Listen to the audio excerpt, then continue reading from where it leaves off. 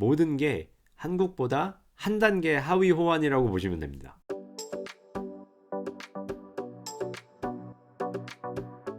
유럽 여행 해보신 분들 많죠. 뭐 예전에 한 달 살기나 이런 것도 한참 유행한 적이 있어가지고 짧게라도 살아보신 분들도 꽤 있을 것 같습니다. 여행 많이 다니신 분들은 이 여행에서 받는 어떤 나라의 느낌하고 실제 생활인으로 살 때 받는 느낌이 천차만별인 거 잘 아시죠?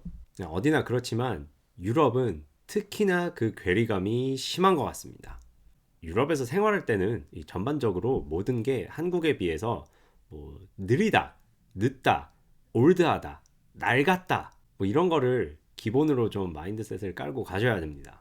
음식 주문해도 늦게 나오고 불친절하고 관공서 같은 데서 일처리 같은 거 느리고 문서도 다 일일이 우편함으로 편지 형태로 보내주고 그래서 뭐 몇 주가 걸려서 도착을 하고 또 뭐 신용카드를 잃어버렸는데 은행에서 처리하는 게 또 몇 주가 걸리고 새로운 카드는 또 은행에서 우편으로 보내주니까 받는데 또 2주가 걸리고 이런 이야기들은 진짜 흔하게 많이 들으셨죠. 네덜란드 넘어오고 저도 이제 뭐 학교 생활을 좀 적응도 하고 뭐 네덜란드어에 이제 좀 익숙해져 보자라는 생각으로 좀 어떻게 공부를 해볼까 이런 생각을 하고 있었는데 이제 길 다니다 보면 눈에 보이는 표지판 같은 게 다 네덜란드어로 되어 있으니까 뭐 그런 거는 그냥 가면서 다니면서 자주 접할 수 있잖아요. 그래서 그런 거 위주로 이제 자연스럽게 네덜란드어에 익숙해져 갔거든요. 근데 이제 그때 뭐 2016년 가을이었죠. 슈퍼 같은 데서 진짜 자주 보이던 현수막 안내문이 뭐였냐면 이들의 zondag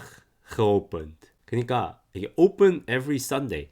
매주 일요일도 연다는 뜻인데 이제 슈퍼가 일요일에 여는 거는 한국 사람 입장에서는 그냥 당연지사잖아요. 이렇게 지당한 거를 마치 뭐 엄청난 자랑이라도 한다는 듯이 우린 엄청 특별하다는 듯이 엄청 큰 현수막에 쫙 뽑아서 많이들 이렇게 달아놨었던 그런 기억도 나네요. 이제 지금은 그때로부터 한 8년 정도 지났는데 요새는 네덜란드에서 슈퍼나 가게들은 웬만하면 일요일에는 다 열어요. 뭐 좀 짧은 오프닝 시간이긴 하지만 그래도 다 여는데 이게 또 네덜란드나 그렇지 다른 유럽 나라들은 아직도 안 그런 경우가 허다합니다. 제 친구 중에 독일 친구가 있는데 그 친구는 독일 남부 바바리아 지방 뮌헨 있는 데서 왔어요. 근데 그쪽은 일요일뿐만 아니라 토요일까지 그러니까 주말 전체가 슈퍼나 가게가 다 쉬어버린다는 거예요. 다 닫는다는 거예요. 그래서 한번 물어봤죠. 아니 그러면 주말에 가게가 닫으면 장은 어떻게 보고 뭐 슈퍼 가서 살 일 있으면 뭐 어떻게 처리를 해야 되냐고. 그러니까 그 사람들은 금요일 날 퇴근할 때 아예 그냥 주말치 장을 다 봐버린대요. 주말 거를. 아니면 진짜 좀 더 계획적으로 일주일치 장을 그냥 주중에 막 하루 몰아서 딱 일주일치 장을 다 봐버리는 뭐 그런 식으로 한다고 하네요. 그래서 이렇게 서비스가 뭐 24시간 오픈은 당연히 거의 못 찾아보고 서비스가 좀 느리고 아니면 서비스 자체도 이제 사는 사람 입장에서 조금 더 신경을 써서 해야 되는 한국의 어떤 편의점 문화라든지 대형 마트 문화랑은 조금 거리가 있는 그런 문화라고 보시면 되겠습니다. 다음으로는 이제 인터넷. 이것도 흔한 거죠. 인터넷 같은 경우에는 일단 모든 게 이제 네덜란드 한정 모든 게 한국보다 한 단계 하위 호환이라고 보시면 됩니다. 예를 들어서 한국에서 뭐 처음 4G 이런 얘기 나왔을 때 여기는 다 3G였고 요새는 한국에서 뭐 다 5G 아니면 뭐 더 빠른 그런 기본인가요? 그런 게 잘 모르겠지만 여기는 기본이 4G입니다. 그러니까 이런 식으로 한국보다 한 단계 낫다고 보시면 돼요. 사실 모바일 인터넷 같은 경우에는 뭐 5G나 4G나 5G 잘 안 써봐서 잘 모르긴 하겠는데 사실 실제로 사용하는 데에는 뭐 큰 차이를 못 느낄 것 같고 그래서 더 그냥저냥 살만 하거든요. 모바일이야. 그리고 뭐 와이파이 터지는 데서는 연결해서 하면 되니까. 근데 진짜 골 때리는 거는 집에서 쓰는 인터넷입니다. 이 네덜란드에서는 대부분의 인터넷 케이블이 바로 옛날에 설치해 놨었던 구리 전화선을 사용해서 쓰는 ADSL 케이블. 그 혹시 20세기 세기말 기억이 좀 있으신 저처럼 아저씨들이나 아니면 빈티지가 좀 오래되신 분들 기억하실 수도 있는 게 스티브 유 병역기피 논란 이전에는 유승준 시절일 때 인기 진짜 많았거든요. 저 그때 초등학교 다니고 있었을 때니까 반 같은 데 가면 다 유승준 춤 노래 따라하고 이 세상에 빰 나의 너보다 뭐 그런 것도 있고 뭐 가위 해서 뭐 가위 춤 추고 아무튼 유승준 인기 진짜 많았었거든요. 그때 그 하나로 통신, 이름도 올드한 하나로 통신 그 ADSL 선 광고하는 게 TV 광고가 있었는데 유승준이 나와서 막 광고하는 거 있었어요. 그게 그건가? 따라올 테면 따라와봐.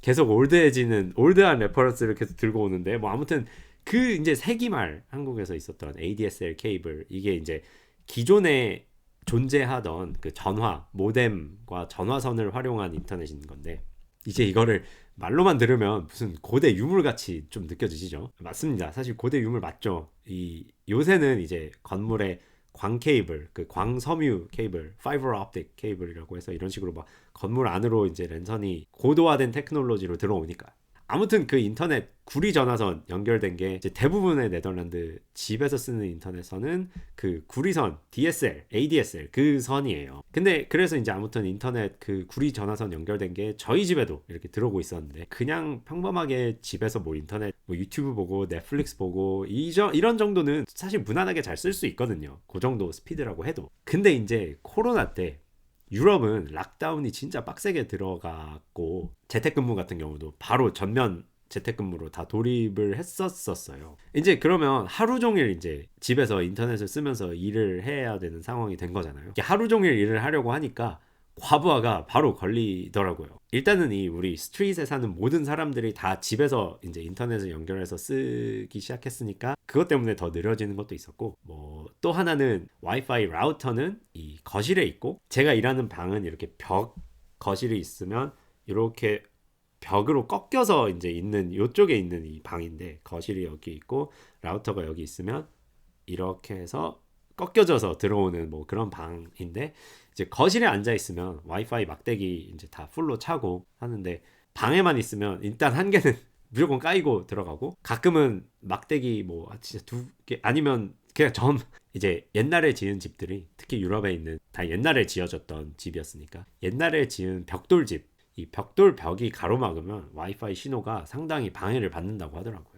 뭐 이것까지도 사실 와이파이 확장기 달아가지고 어떻게 막대기 하나라도 더 달게끔 할 수는 있는데, 네덜란드에는 비가 자주 내리거든요. 겨울 가을은 뭐 거의 뭐 일주일 내내 비가 올 때도 있고 한데, 비가 왔다 하면 이제 인터넷이 그냥 약해지는 것도 아니고 그냥 확 끊겨버리는 거예요, 집에서 쓰는 인터넷이. 그러니까 이제 화상통화 하다가 오디오 끊어지고 비디오 끊어지고, 한두 번 그런 게 아니라서 좀 알아봤더니 이 DSL 케이블이라는 게 땅속에 묻혀있는 구리선인데, 이게 비가 오고 뭐 누수가 생기고 하면 그것 때문에 이제 구리선이 뭐 좀 고장이 나거나 좀 끊기는 부분이 있어서 그것 때문에 인터넷이 그냥 끊겨버린다는 거예요, 비가 와서 누수가 생기면. 그래서 이제 집에서 핸드폰으로 와이파이 스마트폰 핫스팟 켜고 모바일 데이터 태우면서 재택근무하는 그 어처구니 없는 상황이 이제 비가 자주 오는 가을 겨울 내도록 이어진 거죠, 그게. 그래도 이제 최근에는 광섬유 케이블로 많이 업그레이드를 하고 있는 추세고, 뭐 몇 년 전에 저희 집 쪽도 광 케이블로 바꿔서 이제 비 오는 날에 인터넷이 연결이 끊기는 어처구니 없는 상황 자체는 좀 모면을 했습니다. 한국에서는 경험도 못했던 일이고 있을 수 없는 좀 그런 일처럼 여겨지는데, 좀 흔하게 있는 일입니다, 사실. 속도도 뭐 당연히 비교할 수 없을 정도로 이제 느리고요, 당연히. 이제 이런 식으로 인프라나 이제 하드웨어적으로 뭐 유럽이 낡고 올드하고 느리고 이런 거 예시는 진짜 뭐 한도 끝도 없이 들 수 있어요. 그래서 유럽에서 살고 계시거나 아니면 산지 얼마 안 되셨는데 좀 더 길게 뭐 살 계획을 가지시는 분들이라면, 이런 인프라적인 부분에 대한 기대치를 낮게 가져가야 된다는 걸 꼭 팁으로 말씀을 드리고 싶습니다. 저도 그런 걸 알고 있었음에도 불구하고 이제 실제로 겪으면서 기대치를 점점 더 깎으면서 좀 어떻게 이게 안 돼, 어떻게 이런 상황이야, 좀 어려움이 있었을 때가 좀 있었거든요. 아무튼 뭐가 고장나고 문제가 생겼을 때도 일반적으로는 처리도 굉장히 느리고 그런 게 있습니다. 근데 중요한 거는 이제 이런 거는 문화적인 차이도 좀 있는 거니까, 내가 막 닥달하고 지지고 볶는다고 뭐 그래서 엄청나게 개선될 거는 아니거든요, 내가 막 쫀다고 해서. 그래서 이런 거에 스트레스를 받기 시작하면 나 혼자만 막 스트레스 엄청 받고, 인터넷이 이게 왜 이래, 아니면 뭐 일 처리가 왜 이렇게 느려, 막 나 혼자만 열받는데 주변 사람들은 이제 그런 열받는 나를 이해하지 못해서 그것 때문에 더 스트레스 받는 좀 그런 악순환에 빠질 수가 있거든요. 이거 좀 조심하셔야 됩니다, 진짜. 이제 기본적으로 갖춰져 있는 시스템이 좀 올드하고 느리다면 그 시스템 안에 들어가서 사는 이방인 입장에서는 그거를 일단은 있는 걸 그대로 받아들이고 기대치를 조정을 좀 해서 사실 같이 뒹굴면서 사는 게 스트레스를 좀 덜 받고 지낼 수 있는 방법이잖아요. 그리고 이제 하드웨어적으로 힘든 부분도 있지만 그런 거는 생각보다 금방금방 적응이 되는데 오래 살아도 가끔 힘든 부분은 소프트웨어적인 부분, 그러니까 뭐 인종차별이나 문화 차이, 뭐 외로움 이런 데서 비롯되는 어려움, 이런 감정이나 심리적으로 이제 타격을 받는 부분들이 진짜 이건 유럽뿐만 아니라 외국에서 살면서 이제 공통적으로 좀 힘든 것들이죠. 그런 부분도 상당히 많이 있습니다. 뭐 겪은 것도 많고 경험담 이야기할 것도 많은데 한 트럭 있으니까 이 또 날씨 이야기, 북유럽 생활에서 날씨 이야기 빼놓을 수 없죠. 이 날씨 같은 경우에도 심리적인 부분에 엄청나게 영향을 많이 또 주니까요. 이런 좀 소프트웨어적인 힘듦에 대한 경험담, 이 부분은 나중에 또 다른 에피소드에서 하나씩 풀어보도록 하겠습니다.